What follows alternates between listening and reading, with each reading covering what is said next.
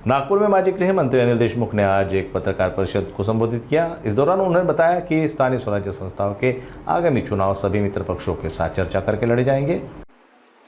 प्रशासकाच्या हातामध्ये संपूर्ण कारभार नगरपालिका द्यायचा, जिल्हा परिषद द्यायचा ही काही योग्य नाही। त्याच्यामुळे लवकरात लवकर निवडणुका लावाव्या आणि एकदा निवडणूक लागण्याची प्रक्रिया चालू झाली की त्याच्यामध्ये जे आमचे मित्र पक्ष आहेत त्यांच्याशी चर्चा करू काय सगळ्यांचं मत आहे। आणि पवार साहेबांनी सुद्धा सांगितलं की संपूर्ण महाराष्ट्रामध्ये महाविकास आघाडीच्या माध्यमातून आम्ही निवडणुकीला सामोरे जाऊ। त्याच्यामुळे जे काँग्रेस पक्ष आहे, उद्धवजी ठाकरेंची शिवसेना आहे, आमचा पक्ष आहे, यांची चर्चा होईल आणि जिथे जिथे समन्वयाने चांगल्या पद्धतीने ऍडजस्टमेंट होईल तिथे आम्ही एकत्र निवडणुका लढू आणि काही ठिकाणी नाही झालं की तिथे अलग लढवता येईल। किती जागांवर तयारी करताय? राष्ट्रवादी शरदचंद्र पवार गट नागपूर महानगरपालिकेच्या 151 पैकी किती जागांवर तयारी करताय? आम्ही 151 पैकी जवळजवळ 100 जागेची तयारी आम्ही करतोय सध्या। पण पुढील काळामध्ये काही कोणाशी चर्चा होऊन जर काही ऍडजस्टमेंट झाली तर पाहू, त्याचा विचार करू। तुम्ही म्हणता की राज्य सरकार निवडणूक घ्यायची की नाही याबद्दल प्रश्न उपस्थित केला। कालच त्यांनी नोटिफिकेशन काढलं, त्यामध्ये 32 जिल्हा परिषद आणि 36 पंचायत समितीच्या प्रभाग रचनेचे आदेश दिले। नोटिफिकेशन निघालं, अनेकदा निवडणुका अनेकदा स्थगित होतात झाल्यानंतर। मनात इच्छा पाहिजे तर होतील, मनात इच्छा सरकारच्या नसली तर नाही होणार। कसं आहे की जयंतराव पाटील साहेब आमचे पक्षाचे अध्यक्ष आहेत, गेल्या 7-8 वर्षापासून ते अध्यक्ष आहेत आणि जयंत पाटलांनीच आपली इच्छा साहेबांकडे पवार साहेबांकडे व्यक्त केली की मी आता अनेक वर्षापासून पक्षाचा अध्यक्ष आहे, त्याच्यामुळे दुसऱ्या कुणावर ही जबाबदारी द्यावी अशी त्यांनी इच्छा व्यक्त केली आणि त्याच्यामुळे साहेबांनी सांगितलं ठीक आहे तुमची आता अनेक वर्षापासून तुम्ही आहात, पण कमीत कमी आता स्थानिक स्वराज्य संस्थेच्या निवडणुका होईपर्यंत आपण राहावं। त्याच्यामुळे जयंत पाटील आता स्थानिक स्वराज्य संस्थेच्या निवडणुका होईपर्यंत अध्यक्ष राहतील आणि त्याच्यानंतर कोणीतरी नवीन चेहरा माननीय शरद पवार साहेब अध्यक्ष होते की हा नवीन चेहरा युवा असावा की ज्येष्ठ नेत्यांपैकी असावा असाही एक प्रश्न आहे। कसं आहे त्याचा निर्णय आता माननीय शरद पवार साहेब करतील।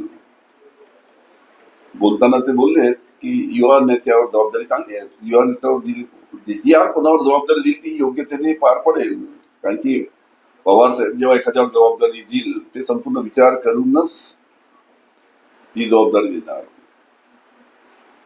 नाही अनेक ठिकाणी या शिक्षक घोटाळ्यामध्ये मोठ्या प्रमाणात दलाल लोक आहेत। हे दलाल लोक पकडून घेऊन जात होते डेप्टी डायरेक्टरच्या ऑफिसमध्ये शिक्षण खात्याच्या, आणि या दलाल लोकांना जर आपण त्यांना चौकशीसाठी बोलावून त्याची चौकशी केली तर सर्व गोष्टी बाहेर येतील। ज्याला नोकरी पाहिजे त्याच्या घरी जाऊन त्याला घेऊन जात होते आणि त्यांच्याकडनं पैसे उकळत होते आणि बनावट कागदपत्र हेच करायचे आणि त्याला नोकरी लावून द्यायची। त्याच्यामुळे माझ्याकडे अनेक डेलिगेशन अनेक तालुक्यातून आलेले आहेत, त्यांनी त्याच्यामध्ये दलालाचे नाव दिले आहेत। आमच्या काटोल मधूनही नाव आले आहेत काही दलालाचे, ते सुद्धा आम्ही वरती पोलीस खात्याला चौकशीसाठी पाठवले आहेत, अनेक तालुक्यातून आलेले आहेत। त्यामुळे जे दलाल आहेत, जे शाळेचे प्रशासक आहेत, जे शिक्षण खात्यातील अधिकारी आहेत, या सर्वांनी मिलीभगत आहे आणि या सर्व मिलीभगत करून हे बनावट कागदपत्र तयार करून पात्रता नसताना सुद्धा अनेकांना नोकऱ्या लावल्या। अनेकांना ज्यांना नोकऱ्या लागल्या त्यांना आपली शाळा कोणत्या शाळेत आपली नोकरी आहे ते त्यांना माहित नाही, पगार मिळतो त्यांना पण कुठे आपली शाळा आहे, रामदास पेठेत आहे की तिकडे त्रिमूर्ती नगरला आहे की इकडे रेशीमबागला आहे त्यांना माहित नाही, पण पगार त्यांचा व्यवस्थित चालू आहे। त्याच्यामुळे हा घोटाळा नागपूर जिल्ह्यातील हा फार मोठा घोटाळा आहे, 1000 करोडच्या वरती हा घोटाळा असेल आणि अशाच पद्धतीचे घोटाळे जळगावमध्ये सुद्धा आहे, नाशिकमध्ये सुद्धा आहे। म्हणून माझी सातत्यानं राज्य शासनाला विनंती आहे की त्यांनी संपूर्ण राज्यामध्ये अशा कोणत्या जिल्ह्यामध्ये असे घोटाळे झाले, नागपूर जळगाव नाशिकच्या व्यतिरिक्त अजून कोणत्या जिल्ह्यामध्ये असे घोटाळे झालेत त्याची संपूर्ण चौकशी केली तर हा अतिशय मोठा घोटाळा त्या निमित्तानं बाहेर येईल आणि ज्यांनी हा घोटाळा केला ते दलाल, शाळेचे प्रशासक, शिक्षण खात्याचे अधिकारी, त्याची संपूर्ण चौकशी होईल. ऐसा है, अहमदाबाद में जो हादसा हुआ है जिसमें करीबन 200 सवा 200 के ऊपर की जाने गए, भी एग्जैक्ट फिगर आने का बाकी है. उसमें कुछ हमारे जो पैसेंजर्स थे वो और कुछ स्टूडेंट्स डॉक्टर जो हॉस्टल में रहते थे. और इसमें अभी कोई भी हादसा होता है, या चाहे वो रेलवे का हो या प्लेन का हो, ऐसा हादसा होने के बाद में उसकी पूरी इंक्वायरी होती है. उसका जो ब्लैक बॉक्स रहता है उसकी छानबीन होती है, और बाद में फिर मालूम पड़ता है कि भाई किसके वजह से, काय के वजह से इस प्रकार की दुर्घटना हुई.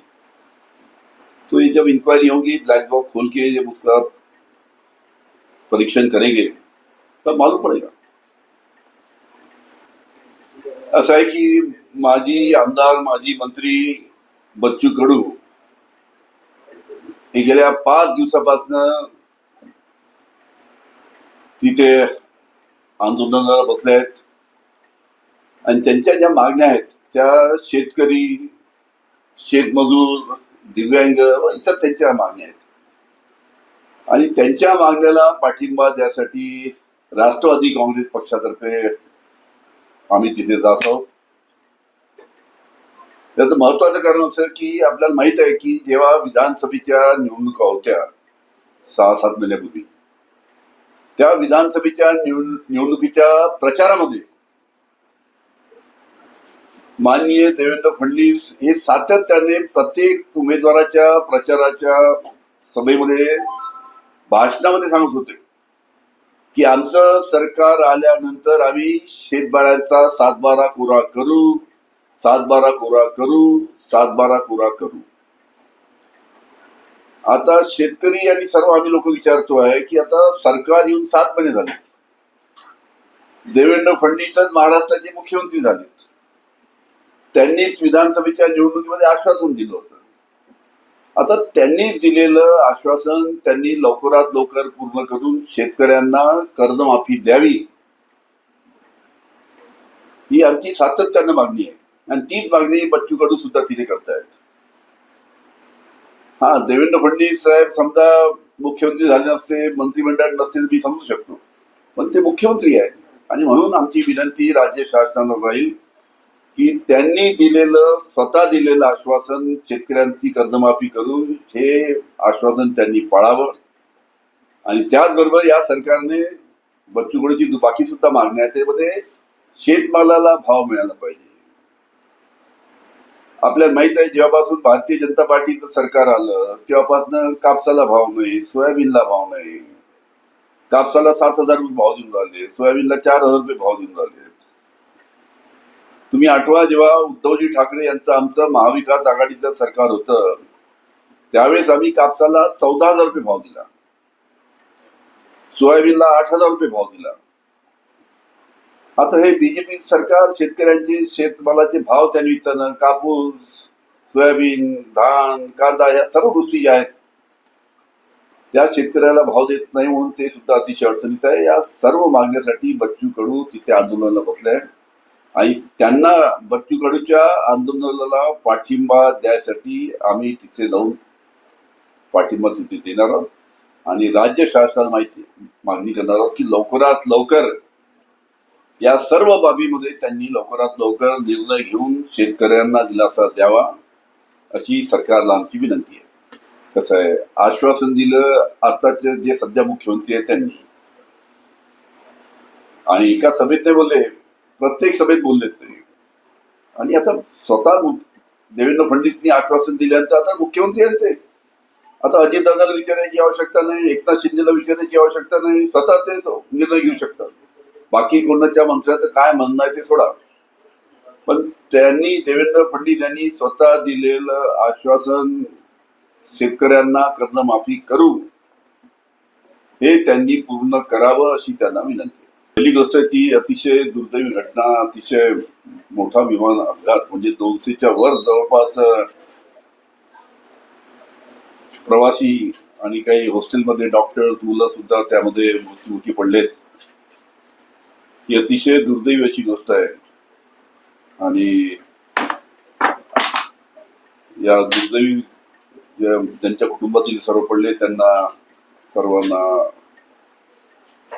आम्ही जे मृत्युमुखी पडले त्यांना आम्ही श्रद्धांजली देतो आणि राज्य शासनाच्या माध्यमातून किंवा केंद्र शासनाच्या माध्यमातून आता संपूर्ण चौकशी चालू आहे आणि चौकशीमध्ये माहीत पडेल की कशा पद्धतीची ही घटना झाली, काय ही घटना झाली, कशामुळे ही घटना झाली. नाही ठीक आहे, आता करतील ती चौकशी होतेच त्याची. अशी कोणतीही जेव्हा विमान दुर्घटना होते किंवा रेल्वे दुर्घटना होती त्याची केंद्र शासन चौकशी करतेच आणि चौकशीमध्ये माहीत पडेल की काय कुठे चूक झाली, काय झालं. ड्रीम लायनर विमान जे आहे जनरली लॉंग पल्ल्यासाठी ते वापरतात आणि एअर इंडियाकडे मोठ्या प्रमाणात ड्रीम लायनर आहेत. त्याच्यामुळे आता ह्या गोष्टी ज्या आहेत हे जे टेक्निकल लोक आहेत ज्यांना याचं ज्ञान आहे ते व्यवस्थित याचं उत्तर देऊ शकतील. काँग्रेसने नागपूर महानगरपालिकेसाठी 151 जागेची तयारी केलेली आहे. त्यांचं असं म्हणणं आहे की आमची स्वबळाची तयारी आहे. हिने पक्षश्रेष्ठी घेतली असते तरी कार्यकर्त्यांची तशी भावना आहे. ठीक आहे ना, आता जेमतेम आता सुरुवात झाली आहे. महानगरपालिका, नगरपालिका, जिल्हा परिषदेच्या निवडणुकी प्रक्रिया बहुतेक केव्हा लागेल याची सर्व वाट पाहतात. लागेल की नाही त्याचा प्रश्न आहे आणि लागल्या पाहिजे अशी सर्वांची इच्छा आहे. पण सरकारच्या मनात काय काही समजत नाही. म्हणजे निवडणुका लागेल की नाही याच्याबद्दल अजूनही अनेक लोक साशंक आहेत. का बरं शंका आहे? सरकारलाच निवडणुका लावायच्या नाही हे दिसत आलं गेल्या 3-4 वर्षापासून. 4 वर्षापासून 4.5 वर्षापासून महानगरपालिका, नगरपालिका, जिल्हा परिषदेचे प्रशासक आहेत. सरकारच्या मनात असतं तर त्यांनी केव्हाच निवडणुका लावल्या असत्या. कोर्टाचं नाव सांगतात. अरे कोर्टात तुम्हीच लोक पाठवता. कोर्टामध्ये कोणी गेलं असेल तर त्यांनी आपली चांगली सरकारची बाजू मांडायला पाहिजे. असं आहे की प्रशासकाच्या हातामध्ये संपूर्ण कारभार महानगरपालिकेचा द्यायचा, प्रशासकाच्या हातामध्ये संपूर्ण कारभार नगरपालिका द्यायचा, जिल्हा परिषद